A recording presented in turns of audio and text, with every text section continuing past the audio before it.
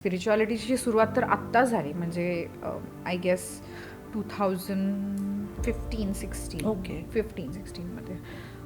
तेव्हा ना मी जसं सांगितलं की मला काहीच कळत नव्हतं, तर मला तेव्हा असं वाटायचं की दिस इज लाईफ, असंच जगायचं असतं, हेच करायचं असतं आणि हेच भोगायचं असतं, फक्त आपल्याप्रमाणे सगळ्यांबरोबर असं होतं, हे असं मला वाटायचं. पण नंतर जेव्हा मी बाहेर पडायला लागले लोकांशी, कारण मला कोणाशी बोलू द्यायचं नाही, मला कोणाशी भेटू द्यायचे नाही, मला म्हणजे there was so many restrictions. But नंतर जेव्हा मी लोकांशी, कारण माझ्या काही मैत्रिणी अशा झाल्या ज्या मला बोलल्या की स्नेहा हे चुकीचं होतंय, यू डोंट अंडरस्टँड की तुझ्याबरोबर काय होतं ते.